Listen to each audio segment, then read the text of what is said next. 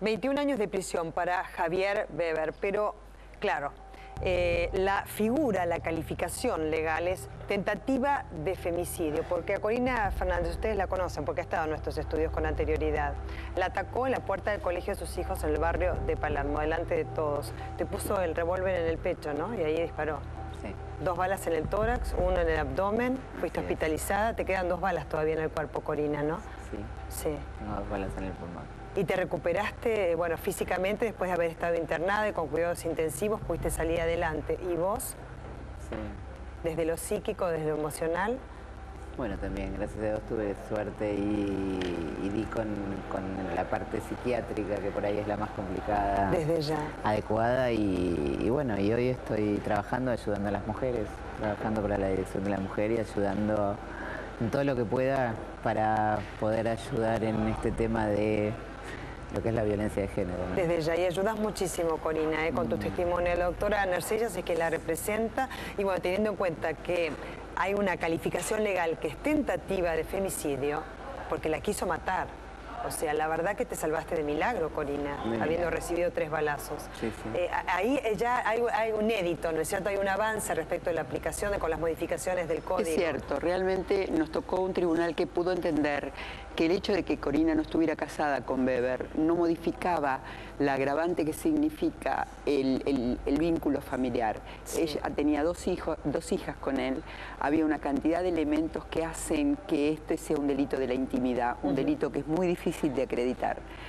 Y además el tribunal entendió que las agresiones eran por su calidad de mujer, justamente. Es decir, que todas las agresiones que ella había sufrido eran montándose en la supuesta inferioridad que las mujeres tenemos frente a los hombres educados de esa manera. Sí. Corina, en otras oportunidades yo te dije, te veo una mujer fuerte, ¿no? Sí. Claro, porque este tema de la violencia de género no discrimina si una mujer tiene más herramientas, digamos, desde el punto de vista académico o no las tiene, o sea, no discrimina ningún tipo de condición, o sea, a cualquiera le puede pasar, eso es lo que vamos, ¿no? Porque se socava la autoestima. ¿Qué pasó con vos, ¿no? Que yo siempre te vi, esa mujer tan entera que de pronto se desarmó. ¿Por qué se desarmó?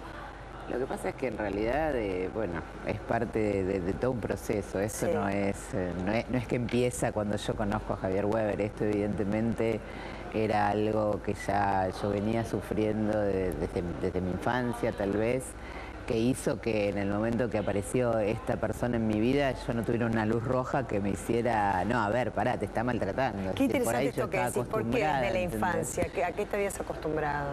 Y por ahí al maltrato, es decir, de alguna manera pienso que si a mí no me llamó la atención que me empezaran, digamos, que me menospreciaran, que me gritaran, que me insultaran, sería porque de alguna manera yo estaba acostumbrada a eso. Claro. Como algo que a vos no te llamó la atención.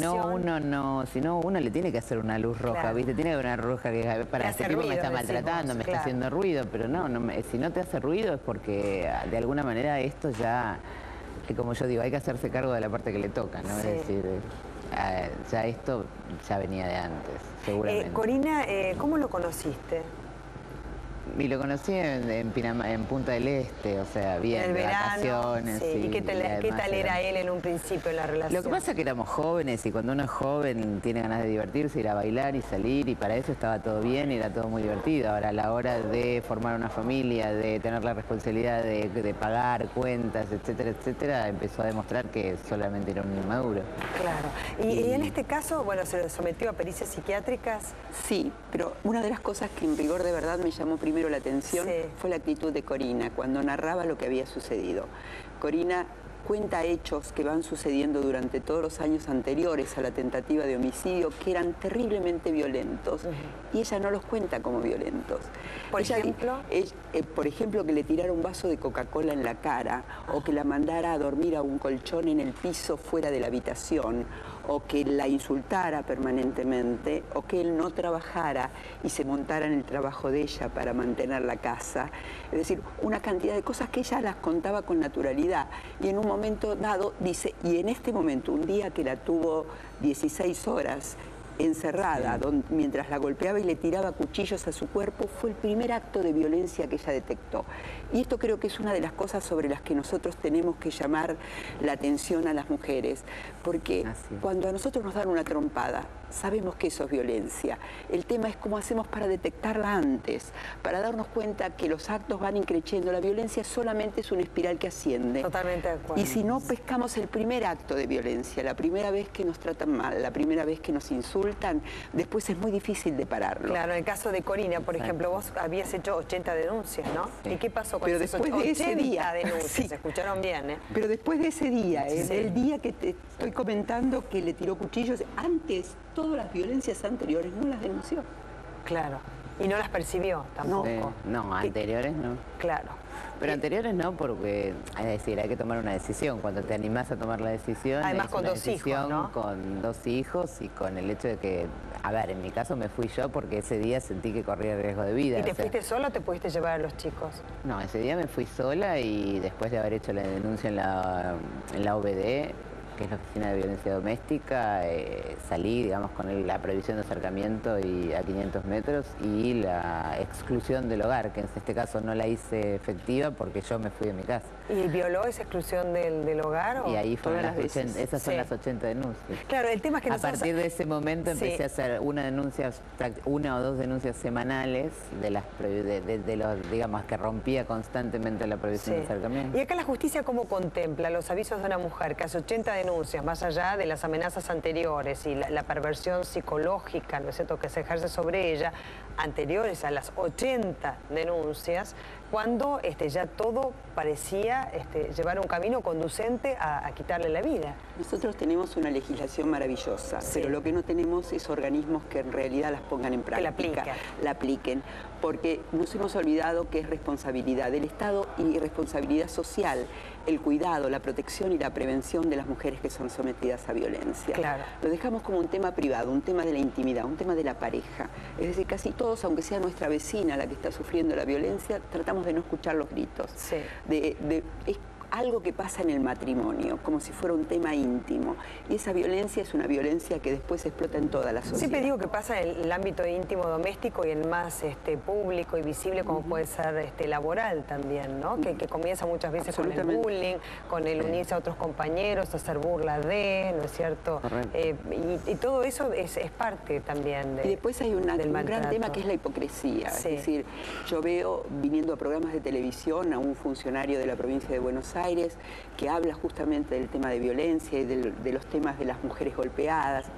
Y él es un golpeador. Es decir, yo tengo concretamente el caso de su expareja, la madre de su hija, a la que él está sometiendo a violencia, incluso la ha querido hacer echar del trabajo. Es decir, hay mucha mentira en quienes deben de sostener estas políticas públicas, claro. No solamente en los organismos encargados, sino en todos los funcionarios y en todas las personas que dan un lenguaje, un discurso mentiroso. Desde ya. Y Corina, ¿cuándo rompiste ese círculo vicioso y tramposo, ¿no? Esa espiral, como decíamos, de violencia que comienza con violencia psíquica? Y el día que se hizo efectiva la violencia física, el día que contaba la doctora Narcella. Ese mismo día dijiste basta. Tuvo 16 horas. No, el día que sentí realmente que me mataba, porque creo que él intentó 2 veces matarme, ese era uno. Claro, pero intentó también cuando te valió. Pude escapar. Ese día pude escapar y bueno, y escapé de mi casa y me fui con mis hijas a vivir a la casa de mi madre. ¿Tus hijos, hijas, cuántos años tienen? Ahora 14 y 15. 14, ¿que son chicas? Tenían 19. ¿Son mujeres y también con ellas era un hombre violento? Y de alguna manera, es decir, no era violento al punto de que yo pudiera nunca haberlo visto golpear a mis hijas, pero sí gritar, y como decía la doctora Narcellas, yo siempre tengo una amiga que no me voy a olvidar nunca, estábamos una vez en una pileta y mi amiga se enojó mucho conmigo, me dice, ¿cómo vas a permitir que te grite así? Y yo me quedé porque yo le dije, ¿sabes que yo no me di cuenta? Y es verdad, es lo que decía ella, uno no se da cuenta. Mi amiga se enojó tanto conmigo. ¿Cómo vas a permitir que te grite así a vos, a las nenas? Y yo no me había dado cuenta, o sea, yo no tenía como ese registro, ¿entendés? Claro, ella o mucha gente no se da Cuando esa cuenta. amiga declaró en el juicio oral, Exactamente. yo me enteré de un montón de cosas que Corina no me había contado. ¿Usted se especializa en temas de violencia de género? No, yo hago penal en general, pero en realidad defiendo temas de violencia de género cuando es alguien que me llega por algún conocimiento. No, porque esta incorporación de femicidio o ahora también la calificación legal de tentativa de femicidio, que inclusive también la propia fiscal, Paula Zaro, le hizo introducir en la causa por el crimen de Ángeles Rawson también esta figura de femicidio, que ella dijo la tengo que estudiar, ¿no es cierto?, respecto de Jorge Mangieri. Es muy nueva. Es muy nueva, por eso es le muy nueva, y en el momento Claro. en que fue utilizada para Corina todavía la ley estaba en estudio, pero no es una aplicación analógica como se pretende, es decir, se aplicó correctamente porque se aplicaron los parámetros que le permiten al juez calificar un homicidio o una tentativa de homicidio en este caso. Él había hecho todo lo posible para matarla, había descargado todo el cargador del revólver en su cuerpo. La no muerte de Corina se produce por una causa absolutamente ajena a la voluntad de él. Se entiende. Es decir, él intentó matarla con todo lo que tenía a su mano. Pero por bueno, eso es el destino tentativa quiso- de femicidio Claro. y no tentativa de homicidio, porque esta es una cuestión que tiene que ver con violencia de género directamente. Es por su condición de mujer, este hombre, digamos, de alguna manera cosificaba, ¿no es cierto?, tanto a Corina como a sus hijas. ¿Y tus hijas cómo están? Porque también vos decías, yo admití esto porque seguramente tenía el maltrato incorporado, entonces había cosas que no me llamaban la atención de él. ¿Y qué pasa con tus hijas, que también vieron a una mamá maltratada y han vivido durante mucho tiempo en una situación así? ¿Hay algo que a ellas sí les hace ruido? ¿O cómo lo manejás vos? Porque tenés que manejar también tus propias emociones y ayudar a tus hijas. Tratando de, por supuesto, reparar y con mucha terapia, digamos. Tengo que reparar el daño por ahí que se les puede haber, el daño que se les causó a ellos.